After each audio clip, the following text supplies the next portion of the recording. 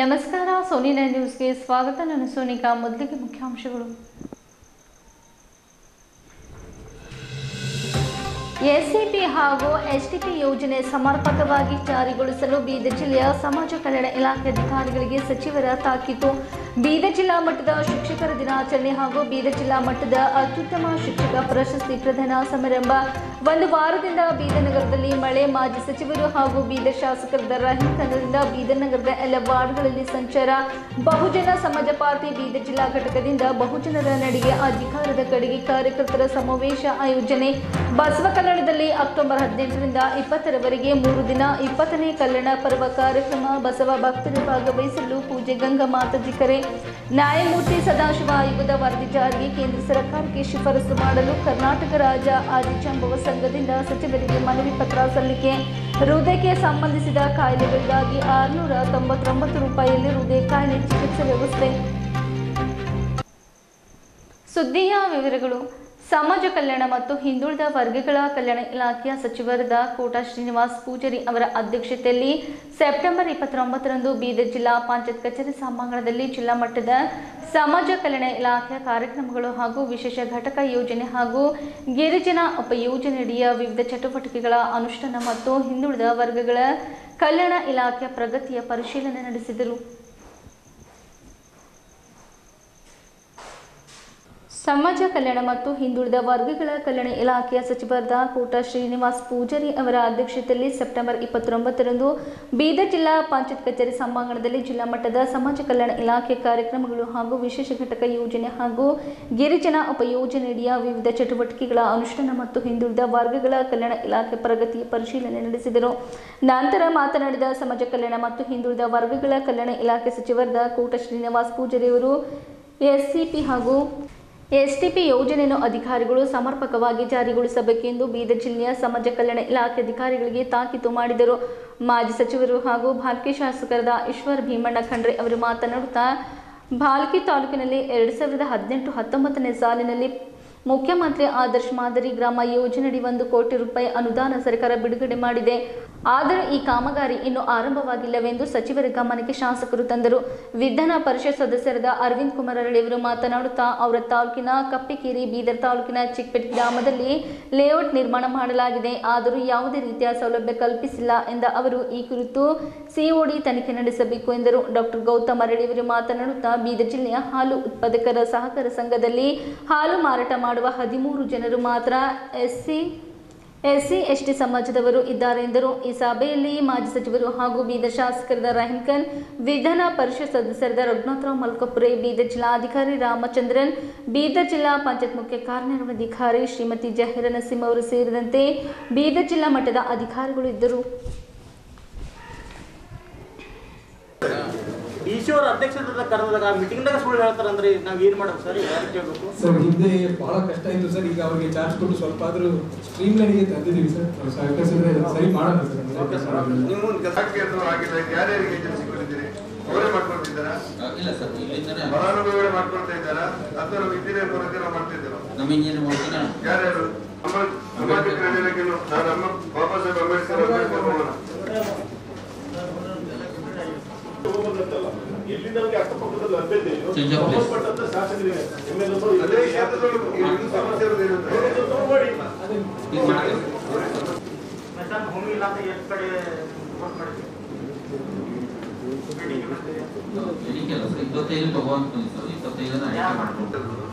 ಯಾವ್ಯಾವ ಪರಿಶಿಷ್ಟ ಜಾತಿಯ ಕಾಲೋನಿಯಲ್ಲಿ ಸ್ಮಶಾನ ಬೇಕು ಅಂತ ಹೇಳಿ ಬೇಡಿಕೆ ಇದೆ. ನೀವು 25 ತಗೊಂಡಿದ್ದೀರಿ, ಎಷ್ಟು ಉಳಿತದೆ, ಎಷ್ಟು ಬೇಕು, ಬೇಡಿಕೆ ಎಷ್ಟಿದೆ? ಹೋದ ವರ್ಷ ಹೊರನಲ್ಲಿ ಸ್ಮಶಾನ ಭೂಮಿ ಜಗಳ ಆಡಿ ಇನ್ನೊಂದು ಹೆಣ ದಾರಿ ಕಡೆ ಪ್ರಶ್ನೆ ಮಾಡಿದ್ದು ಪ್ರೊಟೆಕ್ಟ್ ಮಾಡಿದ್ರೆ ಇಸ್ಲಾಂಪುರದಲ್ಲಿ ಇತ್ತು ಸರ್ ಸಮಸ್ಯೆ. ಈಗ ನೇರ ಖರೀದಿ ಮಾಡಿ ಜಮೀನು ಒದಗಿಸಿದ್ವಿ ಸರ್. ಜಿಲ್ಲಾಧಿಕಾರಿಗಳಿಂದ ಯೋಜನೆಯಡಿ ನಾವು ರೈತರಿಗೆ ಏನು ರೈತರ ಜಮೀನಿನಲ್ಲಿ ಪ್ರಾತ್ಯಕ್ಷಿಕೆಗಳನ್ನು ಏರ್ಪಡಿಸಿದ್ದಾರೆ. ಫೋಕಸ್ ಮಾಡಕ್ ಬಿಡಿ. ಕೀಟನಾಶಕಗಳು, ಲಘು ಪೋಷಕ ನಮ್ಮ ಇಲಾಖೆಗೆ ಕೊಟ್ಟಿರುವಂತದ್ದು ಖರ್ಚಾಗಬೇಕು, ಪೂರ್ಣ ಪ್ರಮಾಣದಲ್ಲಿ ಖರ್ಚು ಮಾಡ್ತೇವೆ. ನಂಗೆ ಅನುಮಾನ ಗೊತ್ತಾ ಇಲ್ಲ. ಆದ್ರೆ ಯಾವ ಉದ್ದೇಶ ಖರ್ಚು ಮಾಡ್ಬೇಕು ಅಂದ್ರೆ ಆ ಹಣದ ಮೂಲಕ ಆ ಕುಟುಂಬಗಳಿಗೆ ಆರ್ಥಿಕ ಅಭಿವೃದ್ಧಿ ಆಗಬೇಕು ಮತ್ತು ಸಾಮಾಜಿಕವಾದ ಒಳ್ಳೆದಾಗಬೇಕು ಅನ್ನೋ ಕಾರಣಕ್ಕೋಸ್ಕರ ಹಣವನ್ನು ಮೀಸಲಾಗಿರುತ್ತೆ. ನಾವು ತುಂಬಾ ಇಲಾಖೆಗಳಲ್ಲಿ ಖರ್ಚು ಮಾಡಿದ್ದೇವೆ ಅನ್ನೋ ಬಿಟ್ಟರೆ ಅದರ ಅಭಿವೃದ್ಧಿ ಬಗ್ಗೆ ಏನ್ ಕೊಡಬೇಕು ಅಂತ ನಾವು ಯೋಚನೆ ಮಾಡಬೇಕು. 32 ಕಂಪ್ಲೀಟ್ ಆಗಿದೆ.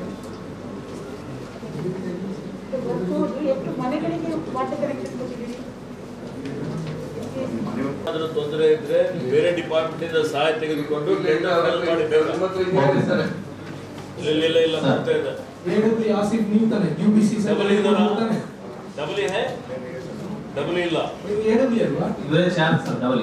AW ಇದ್ದಾರೆ, ಡಬಲ್ ಇಲ್ಲ, ಕೆಳಗಡೆ ಜೈಸ್ ಇಲ್ಲ, ಏಸ್ ಇಲ್ಲ ಮುನ್ಸಿಪಾಲಿಟಿಯಲ್ಲಿ ಬಹಳ ಕಡೆ. ಅವರಿಗೆ ಅನ್ಯ ಇಲಾಖೆಯವ್ರ ಕಡೆಯಿಂದ ಸಹಾಯ ತೆಗೆದುಕೊಳ್ಳಿಕ್ಕೆ ಹೇಳಿ. PWD ಇದೆ, PRE ಇದೆ, ಯಾರ್ಯಾರು ಇದ್ದಾರೆ, DC ಅವರಿಗೆ ಮಾತಾಡಿ ತಗೊಂಡು ಟೆಂಡರ್ ಎಲ್ಲ ಫೈಲ್ ಮಾಡಿ ಕೊಟ್ಬಿಡ್ಲಿ. ಟೆಂಡರ್ ಎಲ್ಲ ಪೆಂಡಿಂಗ್ ಇದೆ 6 ತಿಂಗಳಿಂದ, 1 ವರ್ಷದಿಂದ ವರ್ಕ್ ಆರ್ಡರ್ಸ್ ಇಶ್ಯೂ ಮಾಡಿಲ್ಲ. ಈ ವರ್ಷದ ಪ್ರಸ್ತಾವನೆ ಕಳಿಸಿದ್ದಾರೆ ಫೈನಾನ್ಸ್. ನಮ್ಮ ಬಾಲ್ಕಿದ್ ಬಂದಿಗೆ ಸುಮಾರು ದಿವಸ ಆಗಿದೆ. ಇನ್ನು ಈಗ ಜಿಲ್ಲಾಧಿಕಾರಿ ಅವರು ಅಪ್ರೂವಲ್ ಆಗಬೇಕು. ನೀವು ಅವ್ರಿಗೆ ಪುಟಪೇ ಮಾಡಿಲ್ಲ, ಇನ್ನ ಮಾಡಿದ್ದೀರಾ? ಅಲ್ಲಪ್ಪ, ಬಾಲ್ಕಿದ್ ಆಗಿಲ್ಲ. ಬೆಳಿಗ್ಗೆ ಬರೋ ಹೊತ್ತಿನಲ್ಲಿ ತಿಳ್ಕೊಂಡು ಬಂದಿದ್ದೇನೆ. ಅಪ್ರೂವ್ ಯಾಕಾಗಿಲ್ಲ? ಮಿಸ್ಟೇಕ್ಸ್ ಮಾಡಿದ್ರು ಸರ್, ತಗೊಳ್ಳಾರ ಕಾಮಗಾರಿಗಳನ್ನು ತಗೊಂಡ್ಬಿಟ್ಟಿದ್ರು. ಅದಕ್ಕೆ ಕರೆಕ್ಷನ್ ಮಾಡಿಕೊಡಿ ಅಂತ ಹೇಳಿದ್ದೀನಿ ಸರ್. ನಿಮ್ ಕಚೇರಿಗೆ ಕಳಿಸ್ಬೇಕು ಅವರಿಗೆ.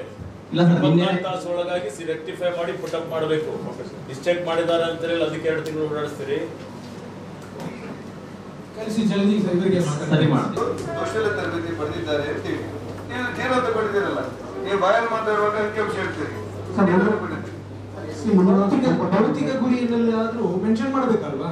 ಆರ್ಥಿಕತೆ ನಿಮಗೆ ರಿಲೀಸ್ ಆಗಿಲ್ಲ, ಡೈರೆಕ್ಟ್ ಖರ್ಚಾಗಿದೆ. ತುಂಬಾ ಜನರಿಗೆ, ತುಂಬಾ ಜನ ಇಂಜಿನಿಯರ್ಸ್ ವಿಭಾಗದಲ್ಲಿ ನಮ್ಮ ಪಂಚಾಯತ್ ರಾಜ್ಯವರು, ನಮ್ಮ ಭೂಸೇನಾ ನಿಗಮ KRDF ಬಹುತೇಕ 1-2 ಇಲಾಖೆಗಳನ್ನು ಬಿಟ್ಟರೆ ಉಳಿದವರು ಯಾರು ಕೂಡ ಸಮರ್ಪಕವಾಗಿ ಉತ್ತರ ಕೊಡ್ತಾರೋ ಇಲ್ಲ. ಮೇಲ್ನೋಟಕ್ಕೆ ನನಗೆ ಗೊತ್ತಾದಂಗೆ ಕೆಲಸ ಮಾಡುವಂತ ಮಾನಸಿಕತೆ ಇದ್ದಂಗೂ ಇಲ್ಲ. ಯಾರನ್ನು ವಿನಾಕಾರಣ ನಾನು ಅಧಿಕಾರಿಗಳ ಮೇಲೆ ಲಘುವಾಗಿ ಮಾತಾಡೋದಿಲ್ಲ. ಹಾಗಂತ ಪರಿಸ್ಥಿತಿಗಳು ಇರುವುದೇ ನಾವು ಸರಿ ಮಾಡಿರ್ತಾನೆ. ನಾನೇನು ಬರುವ ಮುಂಚೆ 1-2-3 ದಿವಸ ಮುಂದೆ ಹೇಳಿರ್ತೇನೆ, ನಾನು ಅಕ್ಟೋಬರ್ ಕೊನೆಯ ವಾರದಲ್ಲಿ ಮತ್ತೊಮ್ಮೆ ಬರ್ತೇನೆ, ಅಕ್ಟೋಬರ್ ಕೊನೆಯ ವಾರದಲ್ಲಿ ಮತ್ತೊಮ್ಮೆ ಬರ್ತೇನೆ. ಈಗಿನದ್ದು ಸೇರಿದಂತೆ ನಮ್ಮ ಇತರ ಇಲಾಖೆಗಳ ಬಗ್ಗೆ ಪ್ರಗತಿ ಪರಿಶೀಲನೆ ಮಾಡುವಾಗ ಕ್ರೈಶಾಲೆಯೂ ಸೇರಿದಂತೆ ಏನೇನು ವ್ಯವಸ್ಥೆಗಳಿದೆ, ಏನೇನು ತಪ್ಪುಗಳಾಗಿದೆ, ನಾಡದು ಬಂದಾಗ ಬರೀ ವಿವರಣೆಗಳನ್ನು ಪಡೆಯುವುದಿಲ್ಲ. ನನ್ನ ಹತ್ರ ಕೆಲವು ಮಾಹಿತಿಗಳಿರುತ್ತದೆ. ಯಾರು ಸರಿಯಾಗಿ ಕೆಲಸ ಮಾಡ್ತಾ ಇಲ್ವೋ ನಮ್ಮ ಇಲಾಖೆ ವ್ಯಾಪ್ತಿಯಲ್ಲಿ ಅವ್ರ ಮೇಲೆ ಕ್ರಮ ತಗೊಳ್ತಾರೆ. SVP STP ಸಂಬಂಧಪಟ್ಟಂತೆ ಸಂವಿಧಾನಬದ್ಧವಾಗಿ ಜವಾಬ್ದಾರಿಯುತವಾಗಿ ನಮ್ಮೆಲ್ಲ ಅಧಿಕಾರಿಗಳು ಉತ್ತರ ಕೊಡಬೇಕು, ಸಮಸ್ಯೆಯನ್ನು ಪರಿಹಾರ ಮಾಡಬೇಕು. ಅದನ್ನು ಕೂಡ ನೀವು ಮಾಡಬೇಕಾಗ್ತದೆ. ನಮ್ಮಲ್ಲಿ ಯಾವ ಗೊಂದಲವೂ ಇಲ್ಲ. ನಮ್ಮ ಇಲಾಖೆ ವ್ಯಾಪ್ತಿಯಲ್ಲಿ ಬರುವಂತ ಯಾವುದೇ ತಪ್ಪುಗಳನ್ನು ಕೂಡ ಸೇರಿಸುವುದಿಲ್ಲ. ಹಾಗಂತ ನೀವು ನಿರಾಕರಣೆ ಯಾರಾದ್ರೂ ತೊಂದರೆ ಕೊಟ್ಟರೆ ಸರ್ಕಾರ ರಕ್ಷಣೆ ಬರ್ತದೆ. ಎಲ್ಲರೂ ಮನಸ್ಸೊಳಗಿರಲಿ. ಯಾರಾದ್ರೂ ಏನಾದ್ರು ಮಾತಾಡಲಿಕ್ಕೆ ಕಂಡ್ರೆ ಸಾಕು. ನೂರಾರು ಕೋಟಿ ರೂಪಾಯಿ ಹೊಡಿತಾ ಬಿದ್ದಿದೆ, ಜನ ಸಾಯ್ತಾ ಇದ್ದಾರೆ. ಆದರೆ ಇಲ್ಲಿವರೆಗೆ ಕೆಲಸನೇ ಆಗ್ತಾ ಇಲ್ಲ ಅಂತ ಹೇಳಿದ್ರೆ ಏನು ಆ್ಯಕ್ಷನ್, ಏನು ಕ್ರಮ ಇದೆ? ಯಾರು ಜಿಲ್ಲಾ ಮಟ್ಟದಲ್ಲಿ ರಿವ್ಯೂ ಆಗ್ತಾ ಇದೆಯಾ, ಡಿವಿಷನ್ ಮಟ್ಟದಲ್ಲಿ ರಿವ್ಯೂ ಆಗ್ತಾ ಇದೆಯಾ, ಅಥವಾ ಅಲ್ಲಿ ನಿಮ್ಮ ಅಧಿಕಾರಿ ಮಟ್ಟದಲ್ಲಿ ರಾಜ್ಯ ಮಟ್ಟದಲ್ಲಿ ರಿವ್ಯೂ ಆಗ್ತಾ ಇದೆಯಾ, ಮಂತ್ರಿಗಳ ಮಟ್ಟದಲ್ಲಿ ರಿವ್ಯೂ ಆಗ್ತಾ ಇದೆಯಾ? ಆಗ್ತಾ ಇದ್ದರೆ KRIDದಲ್ಲಿ ಇಷ್ಟು ಕಾಮಗಾರಿಗಳು ಯಾಕೆ ಪೆಂಡಿಂಗ್ ಇದೆ? ಮತ್ತು ಒಂದು ಉದಾಹರಣೆ, ನನ್ನ ಕ್ಷೇತ್ರದ್ದು ಇದು 1 ಕೋಟಿ ರೂಪಾಯಿ ಹಣನೂ ರಿಲೀಸ್ ಆಗಿದೆ, ಅವ್ರ ಖಾತೆಯಲ್ಲಿ ಇಟ್ಕೊಂಡು ಕೂತಿದ್ದಾರೆ. ಮತ್ತು ಇವರು ಅಯೋಗ್ಯರಿದ್ದಾರೆ ಅಂದರೆ ಯಾಕೆ ಇಕ್ಕಿದ್ದೀರಿ? ಅಥವಾ ಏನು ತೊಂದರೆ ಇದೆ ಅಂತ ಎಕ್ಸ್ಪ್ಲೇನ್ ಆದರೂ ಮಾಡಲಿ ಇವರೆಲ್ಲ ಸಭೆಯಲ್ಲಿ. ಒಂದು ಉದಾಹರಣೆ ಹೇಳ್ತಾ ಇದ್ದೀನಿ. ಗಡಿಬಿಡಿಯಲ್ಲಿ ಇದ್ದೀರಿ, ಹೋಗ್ತಾ ಇದ್ದೀನಿ ಅಂತ ಹೇಳಿದ್ರಿ ಫೋನ್ ಮೇಲೆ 12:30 ಗಂಟೆಗೆ. ಚರ್ಚೆ ಮಾಡಬೇಕಾದ್ರೆ ಸಂಪೂರ್ಣ 24 ತಾಸು ಬೇಕು. ಬೆಳಗ್ಗೆಯಿಂದ ಸಾಯಂಕಾಲದವರೆಗೆ ಚರ್ಚೆ ಮಾಡಬೇಕಾಗ್ತದೆ. ಈಗ ನೀವು ಏನು ಬುಕ್ಲೆಟ್ ಕೊಟ್ಟಿದ್ದೀರಿ, ಎಷ್ಟು ಸತ್ಯ ಇದೆ ಇದರಲ್ಲಿ, ಏನಿದೆ ಅದನ್ನು ನಾವು ಪರಿಶೀಲನೆ ಮಾಡಬೇಕಾಗ್ತದೆ. ಶಾಸಕರುಗಳಿಗೆ ಇಂಥ ಬುಕ್ಲೆಟ್ಗಳು ಮೊದಲೇ ಕೊಟ್ಟರೆ ಏನಿದೆ ಅಂತ ನಾವು ಅಧ್ಯಯನ ಮಾಡ್ಕೊಂಡು ಬಂದು ಕೇಳಲಿಕ್ಕೆ ಬರುತ್ತೆ. ಆದರೆ ಈ ವಿಷಯ ಬಗ್ಗೆ ಒಂದೇ ಒಂದು ನಿನ್ನೆನೇ ಕಂಪ್ಲೇಂಟ್ ಕೊಟ್ಟು ಬಂದಿದ್ದೇನೆ ಬೆಂಗಳೂರಲ್ಲಿ. ಸರ್, ಈ ವರ್ಕ್ ಬಗ್ಗೆ ಸಿಒಡಿ ಇನ್ಕ್ವೈರಿ ಆಗಬೇಕು ಸರ್, ಎಲ್ಲರೂ ಉನ್ನತ ಮಟ್ಟದ ಅಧಿಕಾರಿಗಳು ಇನ್ಕ್ವೈರಿ ಆಗಬೇಕು ಸರ್.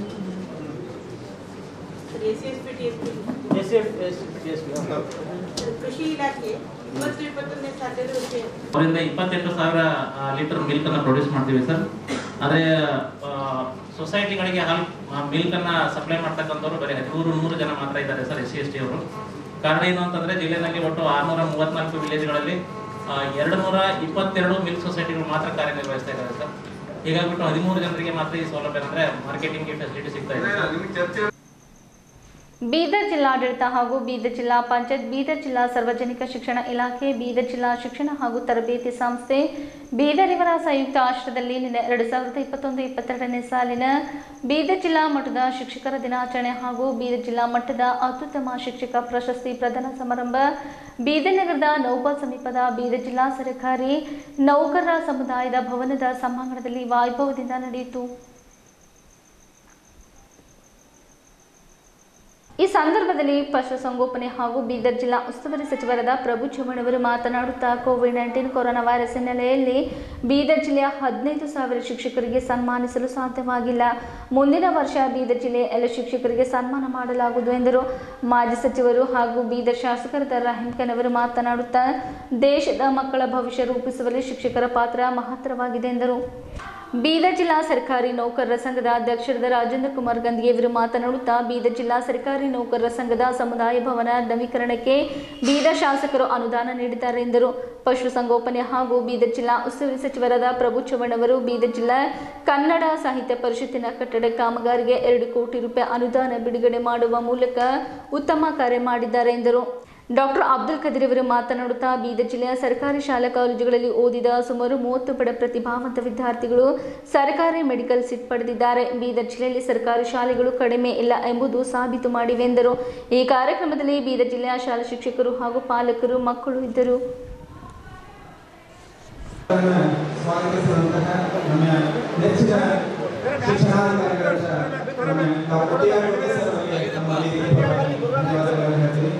ಅದೇ ರೀತಿಯಲ್ಲಿ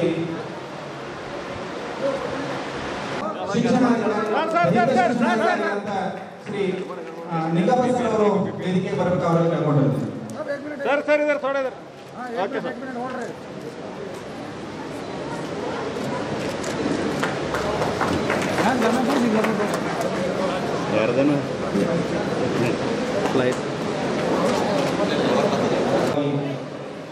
ಧನ್ಯವಾದಗಳು.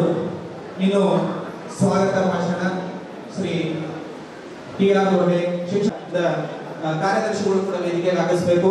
ಅದೇ ರೀತಿಯಲ್ಲಿ ಶ್ರೀ ರಾಜಶೇಖರ್ ಮಂಗಲ್ಗಿ,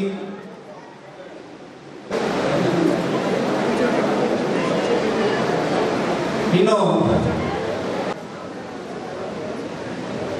ಎಲ್ಲರಿಗೂ ನಮಸ್ಕಾರಗಳು.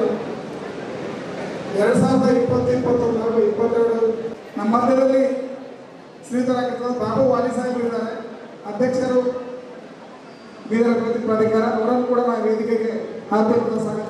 ಬೀದರ್ ಜಿಲ್ಲಾ ಘಟಕ ಅವರು ಕೂಡ ನಾವು ಸ್ವಾಗತ ಮಾಡ್ತೀವಿ. ಶ್ರೀಧರಾಗಿರ್ತಕ್ಕಂಥ ರವೀಂದ್ರ ರೆಡ್ಡಿ ಜಿಲ್ಲಾ ಶಿಕ್ಷಕ ಸಂಘದ ಅಧ್ಯಕ್ಷರು, ಅವರನ್ನು ಕೂಡ ಸ್ವಾಗತವನ್ನು ಕೋರ್ತೀವಿ. श्री पांडुरंग और आप लोग जल्द से जल्द स्कूल भी चालू होने वाले हैं, तो आप लोग भी में बच्चों को अच्छे से क्लास ले ले ना बोलते हुए मैं आज सभी टीचर्स को ಇವರಿಗೆ ನಮ್ಮ ಅಧ್ಯಕ್ಷೀಯ ಭಾಷಣದಲ್ಲಿ ಕೋವಿಡ್-19 ಹಿನ್ನೆಲೆಯಲ್ಲಿ ಸರ್ಕಾರಿ ಶಾಲೆಗಳ ಪರಿಸ್ಥಿತಿ ಮತ್ತು ಶಿಕ್ಷಕರ ಅವರ ಕರ್ತವ್ಯದ ಬಗ್ಗೆ ಮಾತನಾಡಿದಂತಹ ಹಾಗೂ ವೈಕತನಿಲ್ಲ ಇವತ್ತು ಸನ್ಮಾನದಿದೆ. ಹೀಗಾಗಿ इनका एक दिन कारागार बुलाओ, उस दिन जो बनेगा ठोको. पहला सावित्रीबाई फुले का नाम दिया था, आज नमन किया उनको. सब यहाँ सावित्रीबाई फुले बैठी है, सावित्रीबाई फुले है, यहाँ राधा कृष्ण बैठे हैं. मैं बहुत खुश हूँ. मेरा आज ये था रहीम खान साहब, मैं डीडीपी साहब यहाँ है, मैं घर पे बुला के मीटिंग किया था. मैं ये मीटिंग किया था हमारे जिले में कितने भी टीचर हैं, गवर्नमेंट सभी 15,000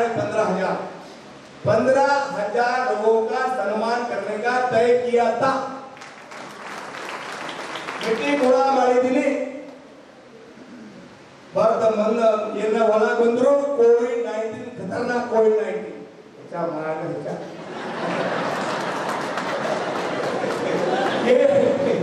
करोना महामारी सरकार ಹೇಳಿದ್ರು ತಾವು ಮಂತ್ರಿ ಇದ್ದೀರಿ ನನಗೆ ಮಾಡ್ಬಿಡಪ್ಪ ನಾನು ಗೌರವ ವಂದन ಮಾಡ್ತೀವಿ बड़ा उसके लिए 28 तारीख महीने दिया है.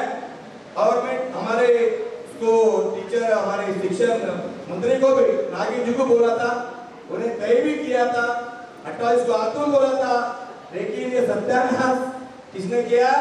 कोरोना महामारी। इसीलिए मैं आगे कोरोना अभी जाने वाला है, कोरोना भोगता चिंता मत करें।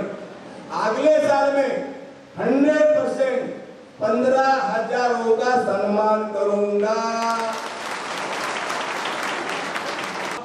मेरा भी, पप्पू जी का भी, हम स्पेशली जितने गवर्नमेंट स्कूल्स है उसके ऊपर मॉनिटरिंग भी करना चाह रहे हैं और हमारी पूरी आंख और पूरा मैसेज डेली हम लेना चाह रहे हैं कि गवर्नमेंट स्कूल में वहाँ के टीचर, वहाँ के प्रिंसिपल क्या जिम्मेदारी से, रेस्पॉन्सिबिलिटी से वो काम निभा रहे हैं या नहीं। जब स्टूडेंट्स ऑटोमेटिक डाइवर्ट हो रहे हैं तो आपकी बहुत बड़ी जिम्मेदारी है। अगर ऐसा नहीं होगा तो हम सीरियस इसके ऊपर बहुत ही सीरियस एक्शन भी ले सकते हैं। ನಮ್ಮ ರೈನ್ ಖಾನ್ ಸಾಹೇಬ್ ಕೂಡ ಹೆಚ್ಚಿನ ಒಂದು ಅನುದಾನ ಕೊಟ್ಟಾಗ ಇದರಂತ ಭವ್ಯವಾದ ಭವನ ಹಿಂದೂ ಕೂಡ ಕಟ್ಟಲಿಕ್ಕೆ ಸಾಧ್ಯ ಇಲ್ಲ. ಎಲ್ಲರೂ ಕೂಡ ರೈನ್ ಖಾನ್ ಸಾಹೇಬ್ಗೆ ಕೆಲಸ ಆಗ್ತಾ ಜೊತೆಯಲ್ಲಿ ನಮ್ಮ ಏನು ಕನ್ನಡ ಸಾಹಿತ್ಯ ಸಂಘ ಭವನಕ್ಕೆ 2 ಕೋಟಿ ರೂಪಾಯಿ ಅನುದಾನ ತಂದು ಒಳ್ಳೆಯ ಒಂದು ಸಾಹಿತ್ಯ ಸಂಘ ಚಿಕ್ಕಪೇಟೆಯಲ್ಲಿ ಹಿಡಿಯಲಿಕ್ಕೆ ಕಾರ್ಯಕರ್ತ ಯಾರಂದ್ರೆ ನಮ್ಮ ಪ್ರಭು ಚೌಹಾಣ್ ಸರ್ ಸಚಿವರಿದ್ದಾರೆ. ಅದಕ್ಕೆ ನಮ್ಮೆಲ್ಲ ಬೀದರ್ ಜಿಲ್ಲೆಯಲ್ಲಿ 15,000 ಸರ್ಕಾರ ಹೋಗಿಸಲು ಕೆಲಸ ಮಾಡ್ತಾ ಇದ್ದೀವಿ. 15,000 ಸರ್ಕಾರ ಜೊತೆಗೆ ಅಂತಂದ್ರೆ ಇವತ್ತು ದಿವಸ ನಾವು ಲಕ್ಷ ಗಂಟೆಲಿ ಗಣ್ಯ ಹೆಂಡತಿ ಮಕ್ಕಳು ಸೇರಿದಾಗ ಆಗ್ತಾ ಇದೆ. ಅದಕ್ಕೆ ನಮ್ಮ ಚೌಹಾಣ್ ಸರ್ ತಮ್ಮೆಲ್ಲ ರಿಕ್ವೆಸ್ಟ್ ಕೇಳ್ತಾ ಇದ್ದೀನಿ, ಸರ್ಕಾರ ವತಿಯಿಂದ ಕೂಡ ಈಗ ಸಾಹಿತ್ಯ ಪರಿಷತ್ಗೆ 2 ಕೋಟಿ ಕೂಡ ದುಡ್ಡು ಕೊಡ್ತಕ್ಕಂಥ ಕೆಲಸ ಮಾಡಿದ್ರಿ. ಅದಕ್ಕೆ ಸರ್ಕಾರಿ ನೌಕರ ಸಂಘ ಕೂಡ 2 ಕೋಟಿ ರೂಪಾಯಿ ಅನುದಾನ ಕೊಟ್ಟಾಗ ಹೈಟೆಕ್ ಭವನ ನಿರ್ಮಾಣ ಮಾಡಲಿಕ್ಕೆ ಸಾಧ್ಯ ಇದೆ. ಅದಕ್ಕೆ ಬರ್ತಕ್ಕಂಥ ದಿವಸದಲ್ಲಿ ಪ್ರಭು ಚೌಹಾಣ್ ಕೆಲಸ ಮಾಡಿ ಅಂತ ಹೇಳಿ ತಾವೆಲ್ಲರೂ ಜೋರ ಚಪ್ಪಳೆ ಮುಖಾಂತರ ಅವರಿಗೆ ಅಭಿನಂದನೆ ಹೇಳ್ತಾರೆ. ಯಾಕೆ ಇಡೀ ರಾಜ್ಯದಲ್ಲಿ ಇಂಥ ಒಂದು ಸರ್ಕಾರಿ ನೌಕರ ಭವನ ಎಲ್ಲೂ ಕೂಡ ಇಲ್ಲ. ये लॉकडाउन में स्टूडेंट्स का एजुकेशन बहुत लास्ट हुआ है, बेसिक कमजोर हुए हैं। आपसे रिक्वेस्ट है मैथमेटिक्स और लैंग्वेज को इंप्रूव करने की कोशिश कीजिए। मैं जानता हूँ यहाँ पे कन्नड़ा मीडियम और उर्दू मीडियम के ही टीचर ज़्यादा होंगे। आपकी इत्तला की है या लास्ट ईयर 30 स्टूडेंट्स इधर के गवर्नमेंट कन्नड़ा मीडियम स्कूल के 30 स्टूडेंट्स को मेडिकल सीट मिली थी। ये बहुत बड़ा कारनामा है, कर्नाटक में कहीं भी ऐसा नहीं हुआ है। आप कॉन्फिडेंस रखिए, कन्नड़ा मीडियम के जरिए तरक्की हो सकती है, ये साबित हुआ है। मैं कई सालों से बात होता हूँ। आपसे रिक्वेस्ट है कि उनकी मैथमेटिक्स को ठीक कीजिए, उनके लैंग्वेजेस को ठीक कीजिए और थोड़ा मिलजुल कर ये काम कीजिए। देखिए आपके हाथ में हमारे बीदर डिस्ट्रिक्ट का डेवलपमेंट है, आपके हाथ में है। मैं आपसे रिक्वेस्ट करता हूँ, आपके जरिए चेंज आ सकता है। आप बीदर डिस्ट्रिक्ट को उडुपी से बेहतर पेश करने में आपका कंट्रीब्यूशन हो सकता है। मैं रिक्वेस्ट करता हूँ और गवर्नमेंट स्कूल के जरिए बड़ा चेंज आ सकता है। ಕಳೆದ ಒಂದು ವಾರದಿಂದ ಬೀದರ್ ನಗರದಲ್ಲಿ ಸುರಿಯುತ್ತಿರುವ ಧಾರಾಕಾರ ಮಳೆಯಿಂದ ಬೀದರ್ ನಗರದಲ್ಲಿ ಚರಂಡಿ, ಯುಜಿಟಿ ಸೇರಿದಂತೆ ಇತ್ಯಾದಿ ಮೂಲಭೂತ ಸೌಲಭ್ಯಗಳಿಂದ ವಂಚಿತ ಬೀದರ್ ನಗರಸಭೆ ವ್ಯಾಪ್ತಿಯ ಬೀದರ್ ನಗರದ ವಿವಿಧ ವಾರ್ಡ್ಗಳಿಗೆ ಮಾಜಿ ಸಚಿವರು ಹಾಗೂ ಬೀದರ್ ಶಾಸಕರಾದ ರಾಹಿಂ ಖಾನ್ ಅವರು ಭೇಟಿ ನೀಡಿದ ಬಳಿಕ ಸುದ್ದಿಗಾರರೊಂದಿಗೆ ಮಾತನಾಡುತ್ತಾ ಬೀದರ್ ನಗರದಲ್ಲಿ ಮಳೆಯಿಂದ ತಾತರಿಸುವ ವಾರ್ಡ್ಗಳ ನಾಗರಿಕರಿಗೆ ಮೂಲಭೂತ ಸೌಲಭ್ಯ ಕಲ್ಪಿಸಲು ಎಲ್ಲ ರೀತಿಯ ಸಿದ್ಧತೆಗಳು ಬೀದರ್ ಜಿಲ್ಲಾಡಳಿತ ಮಾಡಿದೆ ಎಂದರು.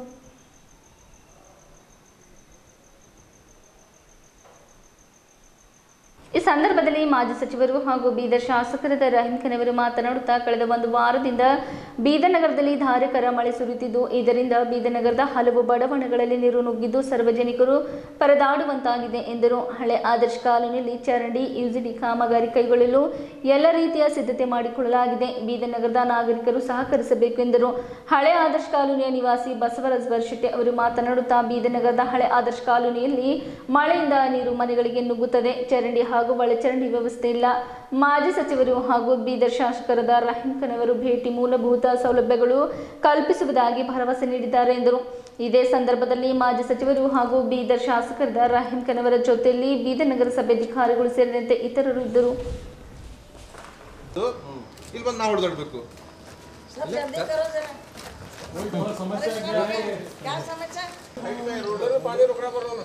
कैसा जाता है आप देख लो, उधर जाके देख लो, ये डाउन में है, ये डाउन है, से हाइट करना पड़ता है। उधर से थोड़ा हाइट कर लेते लाना उसको, ऐसा भी करो बोले ना। नहीं साहब हमको कोई मारा बिडोन रे और के सब जगह रोड के ड्रेन होते इन ड्रेन हो जाए जोड़ से निकलना चाहिए, नहीं जोड़ से रहेगा देने को जोड़ लगे या तो दे सकते हो इकड़ तो दाना पड़ेगा। हेलो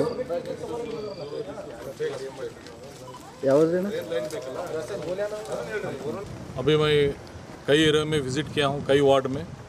यहाँ पे आदर्श कॉलोनी में बहुत ही जो ये वीक में पूरा कंटिन्यू बारिश हो रहा है, इससे कई जगह प्रॉब्लम हो गया है। ड्रेन को लेके, पानी को लेके पूरे जगह कई जगह जाम हो गए, रोड्स कई ख़राब हो गए हैं। तो मैं कुछ एरियो में विज़िट कर रहा हूँ। यहाँ पे म्यूनसिपालिटी कमिश्नर भी आके है, डब्ल्यू भी आके है, इंजीनियर है, काउंसलर्स है, और उस एरिया के सभी लोग मुझे ले जाके कई जगह बताएं जहाँ पे पानी बहुत रुक के ब्लॉक हो के घरों में बॉडी के अंदर पानी आ जा रहा है, जो गंदा पानी है।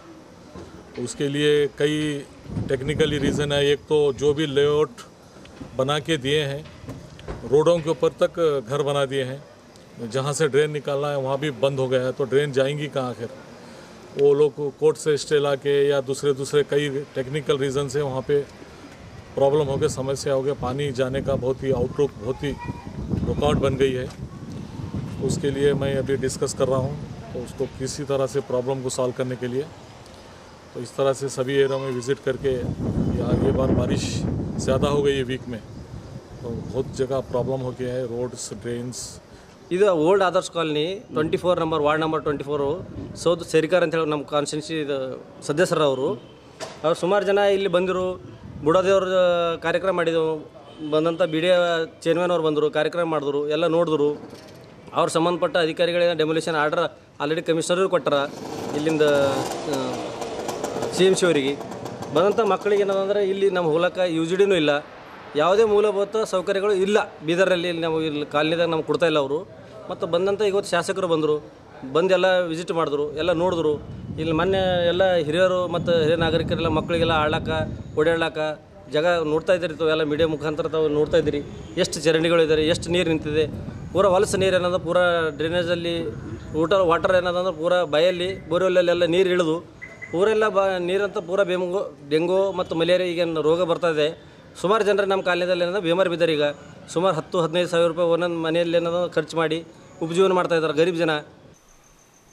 ಬಹುಜನ ಸಮಾಜ ಪಾರ್ಟಿ ಬೀದರ್ ಜಿಲ್ಲಾ ಘಟಕದಿಂದ ಬಹುಜನರ ನಡಿಗೆ ಅಧಿಕಾರದ ಕಡೆಗೆ ಕಾರ್ಯಕರ್ತರ ಸಮಾವೇಶ ಬೀದರ್ ನಗರದ ನೌಬತ್ ಸಮೀಪದ ಬೀದರ್ ಜಿಲ್ಲಾ ಸರ್ಕಾರಿ ನೌಕರರ ಸಮುದಾಯ ಭವನದಲ್ಲಿ ಆಯೋಜನೆ ಮಾಡಲಾಗಿತ್ತು. ಈ ಸಂದರ್ಭದಲ್ಲಿ ರಾಜ್ಯಸಭಾ ಸದಸ್ಯರಾದ ರಾಮ್ಜಿ ಗೌತಮ್ಜಿ ಅವರು ಮಾತನಾಡುತ್ತಾ ಕಾಂಗ್ರೆಸ್ ಮುಕ್ತ ದೇಶ ಮಾಡುವುದೇ ಬಿಎಸ್ಪಿ ಮೂಲ ಉದ್ದೇಶವಾಗಿದೆ ಎಂದರು. ಬಹುಜನ ಸಮಾಜ ಪಾರ್ಟಿ ಬೀದರ್ ಜಿಲ್ಲಾ ಘಟಕದಿಂದ ಬಹುಜನರ ನಡಿಗೆ ಅಧಿಕಾರದ ಕಡೆಗೆ ಕಾರ್ಯಕರ್ತರ ಸಮಾವೇಶ ಬೀದರ್ ನಗರದ ನೌಬತ್ ಸಮೀಪದ ಬೀದರ್ ಜಿಲ್ಲಾ ಸರ್ಕಾರಿ ನೌಕರರ ಸಮುದಾಯ ಭವನದಲ್ಲಿ ಆಯೋಜನೆ ಮಾಡಲಾಗಿತ್ತು. ಈ ಸಂದರ್ಭದಲ್ಲಿ ರಾಜ್ಯಸಭಾ ಸದಸ್ಯರಾದ ರಾಮ್ಜಿ ಗೌತಮ್ಜಿ ಅವರು ಮಾತನಾಡುತ್ತಾ ಕಾಂಗ್ರೆಸ್ ಮುಕ್ತ ದೇಶ ಮಾಡುವುದೇ ಬಿಎಸ್ಪಿ ಮೂಲ ಉದ್ದೇಶವಾಗಿದೆ ಎಂದರು. ಭಾರತ ರತ್ನ ಸಂವಿಧಾನ ಶಿಲ್ಪಿ ಬಾಬಾ ಸಾಹೇಬ್ ಡಾಕ್ಟರ್ BR ಅಂಬೇಡ್ಕರ್ ಅವರು OBC SC ST ಜನಾಂಗದವರಿಗೆ ಮೀಸಲಾತಿ ನೀಡಿದ್ದಾರೆ. ಇದರ ಸದುಪಯೋಗವನ್ನು ಎಲ್ಲರೂ ಪಡೆದುಕೊಳ್ಳಬೇಕು ಎಂದರು. ಈ ಕಾರ್ಯಕ್ರಮದಲ್ಲಿ ಬಹುಜನ ಸಮಾಜ ಪಕ್ಷದ ಬೀದರ್ ಜಿಲ್ಲಾ ಘಟಕದ ನಾಯಕರು, ಪದಾಧಿಕಾರಿಗಳು, ಕಾರ್ಯಕರ್ತರು ಇದ್ದರು. और साथ में पूरी इधर स्टेट कमेटी, विधानसभा कमेटी, जिला कमेटी, BDF, इसी महीने कर्नाटक की भी जिम्मेदारी दी और मैं इससे पहले तेलंगाना भी देख रहा हूँ.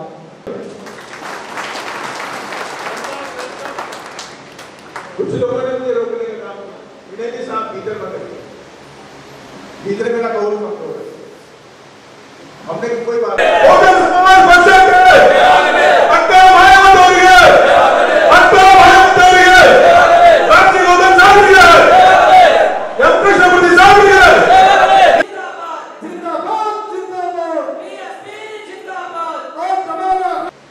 जिनके लिए मैंने कानून बनाए, जिनके लिए मैंने संविधान लिखा और वो कानून और संविधान को कांग्रेस की सरकार लागू नहीं करना चाहती, तो मैं इस कानून के मंत्री के पद से रिजाइन करता हूं. ऐसे पद की जरूरत नहीं है.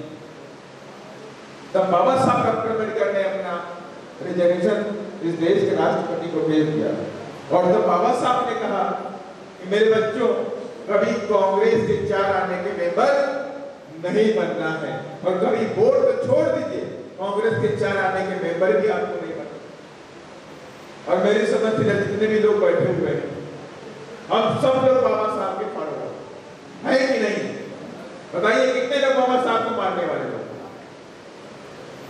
आप सभी लोग बाबा साहब को मानने वाले लोग हैं. तो इसके मतलब बाबा साहब डॉक्टर अम्बेडकर की विचारधारा के अनुरूप चलने वाले लोग, बाबा साहब ने जो रास्ता हमको दिखाया उस रास्ते पे चलने वाले हम लोग। तो बाबा साहब ने हमसे कहा, आप सबसे कहा कि मेरे बच्चों कभी कांग्रेस के 4 आने के मेंबर भी नहीं बनना है। इसके मतलब हो गया कि कांग्रेस को हमें खत्म करना, कांग्रेस को पहले खत्म करना। कि बाबा साहब के जीवन में जीवन भर बाबा साहब को परेशान किसने किया? इस कांग्रेस ने किया। चाहे वो पूरा पैक्ट हो, चाहे वो संविधान सभा का इलेक्शन हो, चाहे 1952-53 का आम चुनाव हो, इन तीनों समय पर अगर बाबा साहब को परेशान करने का काम किया तो इसी कांग्रेस ने किया। इसलिए माननीय श्री कांशीराम साहब ने कहा कि दो इस देश के अंदर जो 2 पार्टियां हैं, एक तो भारतीय जनता पार्टी है, दूसरी कौन है? कांग्रेस पार्टी। ये दोनों पार्टियां बहुजन समाज के लिए एक नाग नाद है, दूसरा इंसाफ नाद। ಬೀದರ್ ನಗರದಲ್ಲಿ ಬಸವ ಮಂಟಪದಲ್ಲಿ ಕರೆದ ಪತ್ರಿಕೆಗೋಷ್ಠಿಯಲ್ಲಿ ಮಾತನಾಡಿದ ಬಸವ ಧರ್ಮ ಪೀಠದ ಅಧ್ಯಕ್ಷರಾದ ಪೂಜ್ಯ ಶ್ರೀ ಮಹಾಜಗದ್ಗುರು ಡಾಕ್ಟರ್ ಮಾತೆ ಗಂಗಾದೇವಿ ಅವರು ವಿಶ್ವಗುರು ಬಸವಣ್ಣನವರ ಕಾರ್ಯಕ್ಷೇತ್ರ ಬೀದರ್ ಜಿಲ್ಲೆಯ ಬಸವ ಕಲ್ಯಾಣದಲ್ಲಿ ಬಸವ ಧರ್ಮ ಪೀಠದ ವತಿಯಿಂದ ಅಕ್ಟೋಬರ್ 18ರಿಂದ 20ರವರೆಗೆ 3 ದಿನ 20ನೇ ಕಲ್ಯಾಣ ಪರ್ವ ಕಾರ್ಯಕ್ರಮ ಆಯೋಜಿಸಲಾಗಿದ್ದು ಬಸವ ಭಕ್ತರು ಹೆಚ್ಚಿನ ಸಂಖ್ಯೆಯಲ್ಲಿ ಭಾಗವಹಿಸಬೇಕೆಂದು ಕರೆ ನೀಡಿದರು.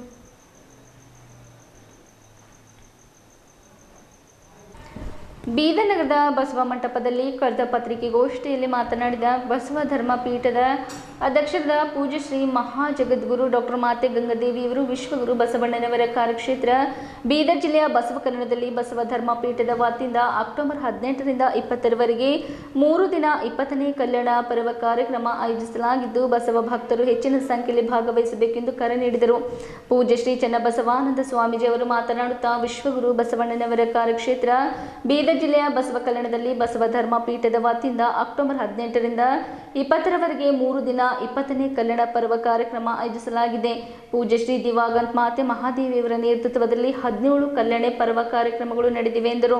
ಲಿಂಗ ಸಮಾಜದ ಮುಖಂಡರಾದ ಬಸವರಾಜ ಧನ್ನೂರವರು ಮಾತನಾಡುತ್ತಾ ಅಕ್ಟೋಬರ್ 18ರಿಂದ 20ರವರೆಗೆ 3 ದಿನಗಳ ಕಾಲ ನಡೆಯಲಿರುವ 20ನೇ ಕಲ್ಯಾಣ ಪರ್ವ ಕಾರ್ಯಕ್ರಮದ ಯಶಸ್ವಿಗೆ ಸಮಾಜ ಬಾಂಧವರು ಸಹಕರಿಸಬೇಕೆಂದು ಕೋರಿದರು. ಪತ್ರಿಕೆಗೋಷ್ಠಿಯಲ್ಲಿ ಲಿಂಗ ಸಮಾಜದ ಮುಖಂಡರು ಹಾಗೂ ಪೂಜ್ಯರು ಇದ್ದರು. ಧರ್ಮ ಇದರಲ್ಲಿರೋದು ಸಮಾಜದ ಒಳಗಡೆ ನಡೆಯುವಂಥ ಅಸಮಾಧಾನಗಳು ನಿಮಗೆ ಮೊದಲು ಗೊತ್ತಿರುತ್ತೆ. ನಮ್ಮದೇ ಅನ್ನೋ ಒಂದು ಟ್ರಸ್ಟ್ ಗುರುತಿಸ್ಕೊಳ್ತಾ ಇದೆ. ಸರ್ಕಾರದ ಬೇರೆನೇ ಇದೆ. ಯಾವುದೋ ಒಂದು ಕಾರ್ಯಕ್ರಮ ಯಾವುದೇ ಒಂದು ಒಳಪಂಗಡಕ್ಕೆ ಸೀಮಿತ ಆಗಬಾರ್ದು. ಎಲ್ಲ ಒಳಪಂಗಡದ ಸ್ವಾಮೀಜಿಗಳನ್ನ ಅಥವಾ ಹಿರಿಯರನ್ನ ಕಮಿಟಿಯೊಳಗೆ ತಗೊಂಡು ಅಲ್ಲಿ ಇದೇ ಅಕ್ಟೋಬರ್ 18, 19, 20 3 ದಿವಸ ವಿಶೇಷವಾಗಿ ನಾವು ಕಾರ್ಯಕ್ರಮವನ್ನು ನಾವಿಲ್ಲಿ ಹಮ್ಮಿಕೊಳ್ತಾ ಇದ್ದೀವಿ. 18ನೇ ತಾರೀಕು 20ನೇ ಕಲ್ಯಾಣ ಪರ್ವದ ಉದ್ಘಾಟನಾ ಕಾರ್ಯಕ್ರಮವನ್ನು ನಾವು ಮಾಡ್ತಾ ಇದ್ದೀವಿ. ಆನಂತರ 19ನೇ ತಾರೀಕು ಶರಣವಂದನ. ಇದು ಬಹಳ ಮಹತ್ವಪೂರ್ಣವಾದದ್ರಿ. ಈಗಾಗಲೇ ಸ್ವಾಮೀಜಿಯವರು ತಿಳಿಸಿದ ಹಾಗೆ ಇಡೀ ಜಗತ್ತಿನಲ್ಲಿಯೇ ಒಬ್ಬ ಗುರುವಿನ ನೇತೃತ್ವದಲ್ಲಿ ಒಂದೇ ಸ್ಥಳದಲ್ಲಿ ಏಕಕಾಲದಲ್ಲಿ 770 ಜನ ಅಮರಗಣಗಳಿದ್ದಿದ್ದನ್ನು ಇತಿಹಾಸದಲ್ಲಿ ನಾವು ಎಲ್ಲಿ ಯಾವ ಧರ್ಮಕ್ಷೇತ್ರದಲ್ಲೂ ನೋಡಲಿಕ್ಕೆ ಸಾಧ್ಯವಿಲ್ಲ. ಅದು ಬಸವ ಕಲ್ಯಾಣದಲ್ಲಿ ಮಾತ್ರ. ಬಸವ ಕಲ್ಯಾಣಕ್ಕೆ ಯಾರಾದ್ರು ಬಂದರೆ ಭಕ್ತರು ಬಂದಾಗ 770 ಜನರನ್ನು ಒಟ್ಟಿಗೆ ದರ್ಶನ ಮಾಡಿಕೊಳ್ಬೇಕಾದಂಥ ಪರಮ ಪವಿತ್ರ ಕ್ಷೇತ್ರ ಯಾವುದಾದ್ರೂ ಇದ್ದರೆ ಅದು ಶರಣಭೂಮಿ ಬಸವ ಕಲ್ಯಾಣ.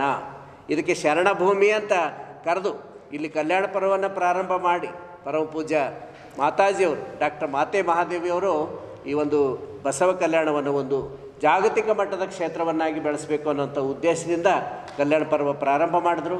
ಅವರು ಜೀವಿತಾವಧಿಯಲ್ಲಿ 17 ಕಲ್ಯಾಣ ಪರ್ವಗಳನ್ನು 34 ಶರಣ ಮೇಳಗಳನ್ನು ನಡೆಸಿ ಅದ್ಭುತವಾಗಿ ಜಾಗತಿಕ ಮಟ್ಟದ ಬಸವ ಧರ್ಮದ ಉತ್ಸವಗಳನ್ನಾಗಿ ಆಚರಣೆ ಮಾಡಿ ಅವರು ಲಿಂಗೈಕ್ಯ ಆದ ನಂತರ ಈಗ 3ನೇ ಕಲ್ಯಾಣ ಪರ್ವ ಇದೆ. ಇದರ ಸಾರಥ್ಯವನ್ನು ಆ ಬಸವ ಧರ್ಮ ಪೀಠದ ಪೀಠಾಧ್ಯಕ್ಷರಾಗಿರ್ತಕ್ಕಂಥ ಮಹಾಜಗದ್ಗುರು ಗಂಗಾ ಮಾತಾಜಿಯವರು ವಹಿಸಿಕೊಂಡಿದ್ದಾರೆ. ಅವರ ಸಾನ್ನಿಧ್ಯದಲ್ಲಿ 20ನೇ ಕಲ್ಯಾಣ ಪರ್ವ ಇದು ಜಗತ್ತಿಗೆ ಒಂದು ವಿಶಿಷ್ಟವಾದಂತಹ ಸಂದೇಶವನ್ನು ಕೊಡ್ತಾ ಇದೆ.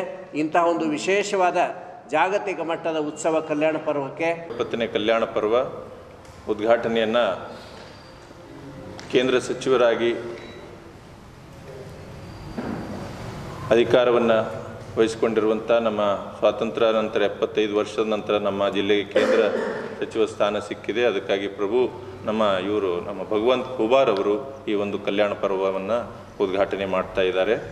ಅದರ ಜೊತೆಗೆ ನಾವು ಪಕ್ಷಾತೀತವಾಗಿ ಎಲ್ಲ ಪಕ್ಷಗಳ ರಾಷ್ಟ್ರಮಟ್ಟದ ಮತ್ತು ರಾಜ್ಯ ಮಟ್ಟದ ಎಲ್ಲ ರಾಜಕೀಯ ಧುರೀಣರನ್ನು ಈ ಒಂದು ಕಾರ್ಯಕ್ರಮಕ್ಕೆ ನಾವು ಆಹ್ವಾನಿಸ್ತಾ ಇದ್ದೇವೆ. ಅದರ ಜೊತೆಗೆ ನಮ್ಮ ನಾಡಿನ ಎಲ್ಲ ಮಠಾಧೀಶರನ್ನು ಕೂಡ, ಎಲ್ಲ ಪೂಜ್ಯರನ್ನು ಕೂಡ ಮತ್ತು ಅನುಭಾವಿಗಳನ್ನು, ಅನೇಕ ವಿಚಾರಗೋಷ್ಠಿಗಳು ಈ ಒಂದು 3 ದಿನಗಳ ಕಾಲ ನಡೀತಾ ಇರೋದರಿಂದ ಅನೇಕ ವಿಷಯಗಳ ಮೇಲೆ ಮಾತನಾಡುವಂಥ ಅನುಭಾವಿಗಳನ್ನು, ಸಾಹಿತಿಗಳನ್ನು ಕೂಡ ನಾವು ಇಂದು ಈ ಒಂದು ಕಲ್ಯಾಣ ಪರ್ವಕ್ಕೆ ಆಹ್ವಾನಿಸ್ತಾ ಇದ್ದೀವಿ. ಇದು ಮಾತಾಜಿಯವರು ಹೇಳಿದ ಹಾಗೆ ಬಸವಣ್ಣನವರು, ಬಸವಾದಿ ಶರಣರು ಏನು ದಿವ್ಯ ತತ್ವಗಳನ್ನು, ಸಂದೇಶಗಳನ್ನು ಕೊಟ್ಟಿದ್ದಾರೆ. ಕರ್ನಾಟಕ ರಾಜ್ಯ ಆದಿಜಾಂಬವ ಸಂಘ ಬೀದರ್ ಜಿಲ್ಲಾ ಘಟಕದ ವತಿಯಿಂದ ಸಮಾಜ ಕಲ್ಯಾಣ ಇಲಾಖೆ ಸಚಿವರಾದ ಕೋಟಾ ಶ್ರೀನಿವಾಸ್ ಪೂಜಾರಿ ಅವರಿಗೆ ನ್ಯಾಯಮೂರ್ತಿ ಸದಾಶಿವ ಆಯೋಗದ ವರದಿ ಅನುಷ್ಠಾನ ಮಾಡಲು ಕೇಂದ್ರ ಸರ್ಕಾರಕ್ಕೆ ರಾಜ್ಯ ಸರ್ಕಾರದಿಂದ ಶಿಫಾರಸು ಸಲ್ಲಿಸುವಂತೆ ಬೀದರ್ ಜಿಲ್ಲಾ ಪಂಚಾಯತ್ ಸಭಾಂಗಣದಲ್ಲಿ ನಡೆಯುವ ಹಿಂದುಳಿದ ವರ್ಗಗಳ ಕಲ್ಯಾಣ ಇಲಾಖೆ ಪ್ರಗತಿ ಪರಿಶೀಲನಾ ಸಭೆಯಲ್ಲಿ ಭಾಗಿಯಾಗಿದ್ದ ಸಚಿವರಿಗೆ ರಾಜು ಕಡ್ಡಾಳ್ ಅವರು ಸೇರಿದಂತೆ ಇತರ ಮುಖಂಡರು ಮನವಿ ಪತ್ರ ಸಲ್ಲಿಸಿದರು.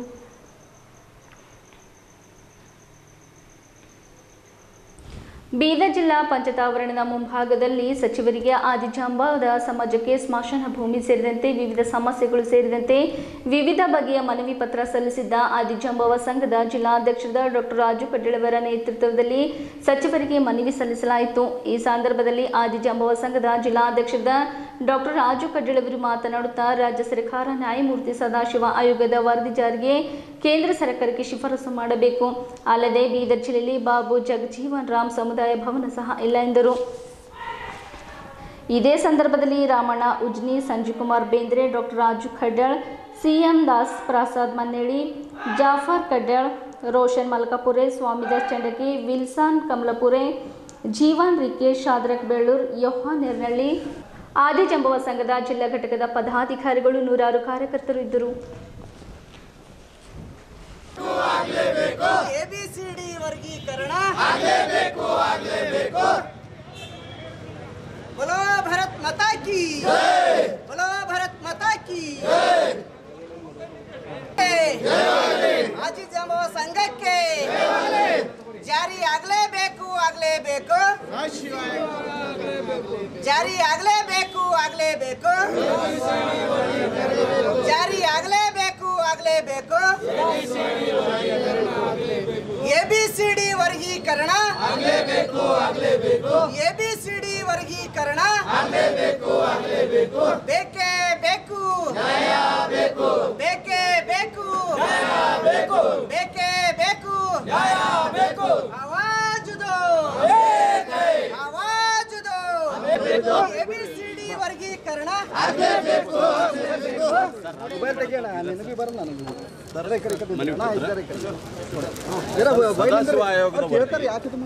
ಸುಮಾರು ವರ್ಷದಿಂದ ನಾವು ಹೋರಾಟ ಮಾಡ್ತಾ ಬಂದಿದ್ದೀವಿ.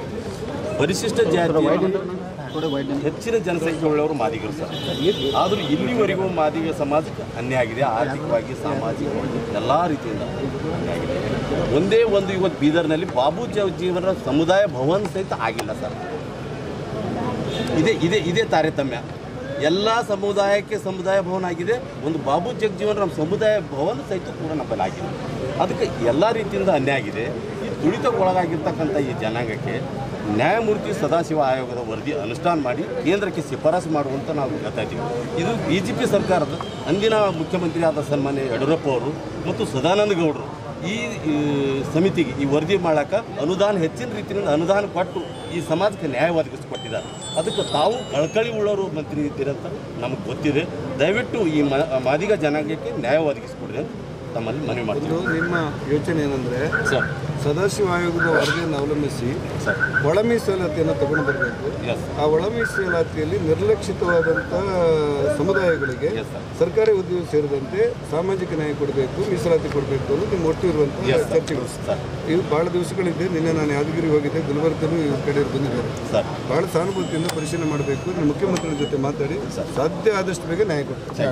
ಇನ್ನೊಂದು ಸರ್, ಇನ್ನೊಂದು ಹೇಳ್ತೀನಿ, ಬಾಬು ಜಗಜೀವನ ಭವನ ಈ ಸಾರಿ ನಾವು ಈ ಸರ್ತಿ ಏನಾಗಿದೆ ಅಂದರೆ ಸುಮಾರು 7,000 ಸಮುದಾಯ ಭವನಗಳಿವೆ. ಜಗಜೀವನ ಭವನ, ಅಂಬೇಡ್ಕರ್ ಭವನ ಎಲ್ಲ, ಅದನ್ನು 3,500 ಅರ್ಧಂಬರ್ಧ ಹಾಕಿದ್ದೀವಿ. ಅದಕ್ಕೋಸ್ಕರ ಹೊಸದನ್ನು ಮಂಜೂರು ಮಾಡೋದಿಲ್ಲ ಅಂತ ನಾವು ತಿಳ್ಕೊಂಡಿದ್ದು. ಜಿಲ್ಲೆಯಲ್ಲಿ ಇಲ್ಲ ಅಂತೇಳಿ ಅದು ಹೊಸದಾಗಿ ಬಂದಿದೆ. ಬೀದರ್ ನಗರದ ವಾಲಿಶ್ರೀ ಆಸ್ಪತ್ರೆಯಲ್ಲಿ ಹೃದಯ ದಿನವಾದ ನಿಮಿತ್ತ ವಾಲಿಶ್ರೀ ಆಸ್ಪತ್ರೆ ನಿರ್ದೇಶಕರಾದ ಡಾಕ್ಟರ್ ರಾಜಶೇಖರ್ ಸೇಡಂಕರ್ ಅವರು ಪತ್ರಿಕೆಗೋಷ್ಠಿಯಲ್ಲಿ ಮಾತನಾಡುತ್ತಾ ವಾಲಿಶ್ರೀ ಆಸ್ಪತ್ರೆಯಲ್ಲಿ ಹಿರಿಯ ಹೃದಯ ರೋಗ ತಜ್ಞರಾದ ಶ್ರೀಕಾಂತ್ ರೆಡ್ಡಿ ಅವರ ಸೇರ್ಪಡೆಗೊಂಡಿದ್ದು ಹೃದಯ ಘಟಕ ಹಾಗೂ ಕ್ಯಾಥ್ ಲ್ಯಾಬ್ ಅನ್ನು ನೋಡಿಕೊಳ್ಳುತ್ತಿದ್ದಾರೆ. ಇನ್ನು ಹೃದಯಕ್ಕೆ ಸಂಬಂಧಿಸಿದ ಕಾಯಿಲೆಗಳಿಗಾಗಿ 699 ರೂಪಾಯಿಯಲ್ಲಿ ಹೃದಯ ಕಾಯಿಲೆ, ಬಿಪಿ, ಶುಗರ್ ಚೆಕ್ ಮಾಡುವ ವ್ಯವಸ್ಥೆ ಮಾಡಲಾಗಿದ್ದು ಇದನ್ನು ದೂರದ ಹೈದರಾಬಾದ್ ಖಾಸಗಿ ಆಸ್ಪತ್ರೆಯಲ್ಲಿ 3,000 ರೂಪಾಯಿ ವೆಚ್ಚವಾಗುತ್ತದೆ. ಅದನ್ನು ಅತ್ಯುತ್ತಮ ಕಡಿಮೆ ದರದಲ್ಲಿ ಒದಗಿಸುವ ಕಾರ್ಯ ವಾಲಿಶ್ರೀ ಆಸ್ಪತ್ರೆ ಮಾಡಿದೆ ಎಂದರು. ನಗರದ ವಾಲಿಶ್ರೀ ಆಸ್ಪತ್ರೆಯಲ್ಲಿ ಹೃದಯ ದಿನ ನಿಮಿತ್ತ ವಾಲಿಶ್ರೀ ಆಸ್ಪತ್ರೆ ನಿರ್ದೇಶಕರಾದ ಡಾಕ್ಟರ್ ರಾಜಶೇಖರ್ ಸೇಡಂಕರ್ ಅವರು ಪತ್ರಿಕೆಗೋಷ್ಠಿಯಲ್ಲಿ ಮಾತನಾಡುತ್ತಾ ವಾಲಿಶ್ರೀ ಆಸ್ಪತ್ರೆಯಲ್ಲಿ ಹಿರಿಯ ಹೃದಯ ರೋಗ ತಜ್ಞರಾದ ಶ್ರೀಕಾಂತ್ ರೆಡ್ಡಿ ಅವರು ಸೇರ್ಪಡೆಗೊಂಡಿದ್ದು ಹೃದಯ ರೋಗ ಘಟಕ ಹಾಗೂ ಕ್ಯಾಥ್ ಲ್ಯಾಬ್ ಅನ್ನು ನೋಡಿಕೊಳ್ಳುತ್ತಿದ್ದಾರೆ. ಇನ್ನು ಹೃದಯಕ್ಕೆ ಸಂಬಂಧಿಸಿದ ಕಾಯಿಲೆಗಳಿಗಾಗಿ 699 ರೂಪಾಯಿಯಲ್ಲಿ ಹೃದಯ ಕಾಯಿಲೆ, ಬಿಪಿ, ಶುಗರ್ ಚೆಕ್ ಮಾಡುವ ವ್ಯವಸ್ಥೆ ಮಾಡಲಾಗಿದ್ದು ಇದನ್ನು ದೂರದ ಹೈದರಾಬಾದ್ ಖಾಸಗಿ ಆಸ್ಪತ್ರೆಯಲ್ಲಿ 3,000 ರೂಪಾಯಿ ತಗಲಾಗುತ್ತದೆ. ಅದನ್ನು ಅತ್ಯುತ್ತಮ ಕಡಿಮೆ ದರದಲ್ಲಿ ಒದಗಿಸುವ ಕಾರ್ಯ ವಾಲಿಶ್ರೀ ಆಸ್ಪತ್ರೆ ಮಾಡಿದೆ ಎಂದರು. ಇನ್ನು ಬೀದರ್ ನಗರದ ವ್ಯಾಪ್ತಿಯಲ್ಲಿ ಹೃದಯ ಹಾಗೂ ಇನ್ನಿತರ ಎಮರ್ಜೆನ್ಸಿ ಸಂದರ್ಭದಲ್ಲಿ ಸರ್ಕಾರಿ ನೌಕರರು ನಮ್ಮ ಮೊಬೈಲ್ ಸಂಖ್ಯೆ 9379124050ಗೆ ಕರೆ ಮಾಡಿದ್ದಾರೆ. ತುರ್ತು ಚಿಕಿತ್ಸಾ ವಾಹನದ ವ್ಯವಸ್ಥೆ ಇದ್ದು ಪ್ರಥಮ ಚಿಕಿತ್ಸೆ ನೀಡಿ ರೋಗಿಯನ್ನು ಆಸ್ಪತ್ರೆಗೆ ಕರೆತರಲಾಗುತ್ತದೆ. ಇದಕ್ಕಾಗಿ ನಮ್ಮಲ್ಲಿ 4 ತುರ್ತು ಚಿಕಿತ್ಸಾ ವಾಹನಗಳು ಸದಾ ಸನ್ನದ್ಧವಾಗಿವೆ ಅಂತ ಹೇಳಿದರು. ಇನ್ನು ಹೃದಯ ಸಂಬಂಧಿಸಿದ ಕಾಯಿಲೆಗಳಿಗೆ ಸರ್ಕಾರದ ಕ್ಯಾಶ್ಲೆಸ್ ಯೋಜನೆ ಅಡಿಯಲ್ಲಿ ನಮ್ಮಲ್ಲಿ ಚಿಕಿತ್ಸೆ ಲಭ್ಯವಿದೆ. ಇದನ್ನು ಸರ್ಕಾರಿ ನೌಕರರು ಸರ್ಕಾರದ ಜ್ಯೋತಿ ಸಂಜೀವಿನಿ ಯೋಜನೆಯು ಲಭ್ಯವಿದ್ದು ಅದರ ಲಾಭ ಪಡೆದುಕೊಳ್ಳುವಂತೆ ಮನವಿ ಮಾಡಿದರು. ಅನುದಾನಿತ ಶಾಲಾ ಶಿಕ್ಷಕರು ಇದರ ಲಾಭ ಪಡೆಯುವಂತೆ ಅವರು ಮನವಿ ಮಾಡಿದರು. ಡಾಕ್ಟರ್ ಶ್ರೀಕಾಂತ್ ರೆಡ್ಡಿ ಅವರು ಮಾತನಾಡುತ್ತಾ ದುಶ್ಚಟಗಳಿಂದಲೇ ಹೃದಯ ಕಾಯಿಲೆ ಬರುತ್ತದೆ ಎಂದರು. ಪತ್ರಿಕೆಗೋಷ್ಠಿಯಲ್ಲಿ doctor V Nagaraj, doctor Prasanna Reshme, doctor Shivashankar Lasone, doctor Vivekananda Dalasange, doctor Avinash Baire, ಬೀನರ್ ರಶೀದ್ ಅವರು ಸೇರಿದಂತೆ ಇತರರು ಇದ್ದರು. ಮತ್ತು ಕೆಲವು ಫೆಸಿಲಿಟೀಸನ್ನು ನಾವು ನಮ್ಮ ಹಾಸ್ಪಿಟ್ಲಲ್ಲಿ ಅಳವಡಿಸಿದ್ದೀವಿ. ಎಸ್ಪೆಷಲಿ ನಮ್ಮದು ಗೌರ್ಮೆಂಟ್ ಸರ್ವೆಂಟ್ ಕಮ್ಯುನಿಟಿ ಭಾಳ ಅವರಿಗೆ ಯಾವುದೇ ಫೆಸಿಲಿಟೀಸ್ ಇಲ್ಲ ಅವರಿಗೆ ಕ್ಯಾಶ್ಲೆಸ್ ಆಗಿ. ಸೊ ಅದಕ್ಕಾಗಿ ನಾವು ಏನು ಮಾಡೀವಿ, ನಾವು ಎಲ್ಲ ಶಸ್ತ್ರಚಿಕಿತ್ಸೆ ಕ್ಯಾಶ್ಲೆಸ್ಸೇ ಮಾಡ್ತಾಯಿದ್ದೀವಿ. ಅವ್ರು ಜ್ಯೋತಿ ಸಂಜೀವಿನಿ ಅಂತ ಹೇಳಿಬಿಟ್ಟು ಒಂದು ಸ್ಕೀಮ್ ಬಂದಿದೆ. ಅದರಲ್ಲಿ ನಾವು ಕ್ಯಾಶ್ಲೆಸ್ ಆಗಿ ಟ್ರೀಟ್ಮೆಂಟನ್ನು ಕೊಡ್ತಾಯಿದ್ದೀವಿ. ಅದರಲ್ಲಿ ನ್ಯೂರೋ ಸರ್ಜರಿ ಇರ್ಬೋದು, ಬ್ರೇನ್ ಇರ್ಬೋದು, ಇಲ್ಲ ಅಂತಂದರೆ ಸ್ಪೈನ್ ಆಪ್ರೇಷನ್ ಇರ್ಬೋದು, ಇಲ್ಲಾಂದರೆ ಸ್ಟೆಂಟ್ ಹಾಕೋದಿರ್ಬೋದು, ಇಲ್ಲಾಂದರೆ ಗರ್ಭಕೋಶ ತೆಗೆದಿರ್ಬೋದು, ಅವೆಲ್ಲ ನಾವು ಕ್ಯಾಶ್ಲೆಸ್ ಆಗಿ ನಾವು ಫೆಸಿಲಿಟೀಸ್ ಕೊಡ್ತಾಯಿದ್ದೀವಿ. ಆಮೇಲೆ ಮೊನ್ನೆ ನಮ್ಮ ಅಣ್ಣವರ ಡಾಕ್ಟರ್ ರಾಜೇಂದ್ರ ಅವರು ಗಂದಿಗೆ ಅವರು ನಮ್ಮ ಪ್ರೆಸಿಡೆಂಟು ಬಂದು ಈ ಥರ ಎಲ್ಲ ನಮ್ಮ ಚರ್ಚೆ ಮಾಡೋವಾಗ ಒಂದು ಡಿಸಿಷನಿಗೆ ಬಂದ್ವಿ. ನಾವು ಒಂದು ನಮ್ಮ ಕಮ್ಯುನಿಟಿಗೆ ಏನಾದ್ರು ಮಾಡ್ಬೇಕಂತ ಹೇಳ್ಬಿಟ್ಟು ಅವ್ರಿಗೆ ನಾವು ಇನ್ನೊಂದು ಏನು ಸ್ಪೆಷಲ್ ಆಗಿ ನಾವು ಫೆಸಿಲಿಟಿ ಕೊಟ್ಟಿವಿ ಅಂತಂದರೆ ಅವ್ರ ಮನೆ ತನಕ ನಮ್ಮದೊಂದು ಎಮರ್ಜೆನ್ಸಿ ಆಂಬುಲೆನ್ಸ್ ಕಳಿಸ್ತೀವಿ. ಯಾವುದೇ ಎಮರ್ಜೆನ್ಸಿ ಆಗಲಿ, ಲಕ್ವನೇ ಆಗಲಿ, ಎದೆ ಬ್ಯಾನೆನೇ ಆಗಲಿ, ಇಲ್ಲಾಂದರೆ ಹೇರಿಗೆನೇ ಆಗಲಿ, ಇಲ್ಲಾಂದರೆ ಯಾರೇ ಬಿದ್ದು ಕೈಕಾಲು ಫ್ರ್ಯಾಕ್ಚರ್ ಮಾಡ್ಕೊಂಡಿದ್ದಾಗಲಿ, ಅವ್ರು ನಮ್ಗೆ ಒಂದು ಫೋನ್ ಮಾಡಿದರೆ ಸಾಕು, ನಾವು 5-10 ನಿಮಿಷದಲ್ಲಿ ಅವ್ರ ಮನೆಗೆ ಹೋಗಿ ಟ್ರೀಟ್ಮೆಂಟ್ ಕೊಟ್ಟು ನಾವು ನಮ್ಮ ಹಾಸ್ಪಿಟ್ಲಿಗೆ ತರೋಂಥ ವ್ಯವಸ್ಥೆನೂ ಫ್ರೀಯಾಗಿ ಕೊಡ್ತಾಯಿದ್ದೀವಿ. ನಾವು ವರ್ಲ್ಡ್ ಹಾರ್ಟ್ ಡೇ ಅಂತ ಸೆಲೆಬ್ರೇಟ್ ಮಾಡ್ತಾಯಿದ್ದೀವಿ. ಸೊ ಯಾಕೆ ಈ ಹಾರ್ಟ್ ಡೇ ಅಂತ ಸೆಲೆಬ್ರೇಟ್ ಮಾಡೋದು, ಯಾಕೆ ಇಷ್ಟ ಅಂತ ನಾವು ಇದಕ್ಕೆ ಇಂಪಾರ್ಟೆನ್ಸ್ ಕೊಡಬೇಕಂದ್ರೆ, ಇವತ್ತು ವರ್ಲ್ಡಲ್ಲಿ 4 ಸಾವಲ್ಲಿ 1 ಸಾವು ಹಾರ್ಟ್ಲಿಂದ ಇದೆ. So it is a leading cos of death ಅಂದಂಗೆ. ಅದಕ್ಕೆ ನಾವು ಇದ್ರ ಬಗ್ಗೆ ಗಮನ ಪಡಬೇಕು. ಆಮೇಲೆ ಸರ್ ಹೇಳ್ದಂಗೆ preventive medicine is better always. So ಯೂತಲ್ಲೇ ಅದು ಒಂದು ಹ್ಯಾಬಿಟ್ ಇನ್ಕಲ್ಕೇಟ್ ಮಾಡಬೇಕು. ಏನಂದರೆ ಆದಷ್ಟು ಈಗ ನಮ್ಮ ಯೂತ್ ಎಲ್ಲ ಹುಡುಗರೆಲ್ಲ ಆದಷ್ಟೇ ಮೊಬೈಲ್ ಅಡಿಕ್ಟೆಡ್ ಆಗಿಬಿಟ್ಟಾರೆ, ಟಿ ವಿಯಲ್ಲೇ ನೋಡ್ತಾ ಇದ್ದಾರೆ, ಎಲ್ಲ ಮನೆಯಲ್ಲಿ ಕೂಡ್ತಾ ಇದ್ದಾರೆ. There is no activity, physical activity ಇಲ್ಲ ಅದರಲ್ಲಿ. ಮತ್ತು ಈಗ 2 ಇಯರ್ಸ್ಲಿಂದ ಕೋವಿಡ್ ಬಂದು ಇನ್ನಷ್ಟು ಜಾಸ್ತಿ ಆಗಿಬಿಟ್ಟಿದೆ ಇವೆಲ್ಲ. ಸೊ ಸರ್ ಹೇಳ್ದಂಗೆ ಅವು ನಾವು we should inculcate this habit in them. ಜಾಸ್ತಿ ಫಿಸಿಕಲ್ ಆ್ಯಕ್ಟಿವಿಟಿ ಇರಬೇಕು, ಸಿಡೆಂಟ್ರಿ ಲೈಫ್ ಸ್ಟೈಲ್ ಕಮ್ಮಿ ಮಾಡಬೇಕು. ಆಮೇಲೆ ಅವ್ರ ವೇಟ್, ಯಾಕಂದರೆ ಈ ಸೆಡೆಂಟ್ರಿ ಲೈಫ್ ಸ್ಟೈಲಲ್ಲಿ ಏನಾಗುತ್ತೆ ಒಬಿಸಿಟಿ ಇವೆಲ್ಲ ರಿಸ್ಕ್ ಫ್ಯಾಕ್ಟರ್ಸ್. ಇನ್ನೂ ಒಂದು ಮೇನ್ ಇಂಪಾರ್ಟೆಂಟ್ ಏನಂದರೆ habits, bad habits like smoking, ಟೊಬಾಕೋ chewing. ಇಲ್ಲಿವರೆಗೆ ಸುದ್ದಿ ಕೊಟ್ಟಿದ್ದು ನಾನು ಸೋನಿಕಾ. ಮುಂದಿನ ಸುದ್ದಿಯೊಂದಿಗೆ ಮತ್ತೆ ಭೇಟಿಯಾಗೋಣ. ವಂದನೆಗಳು.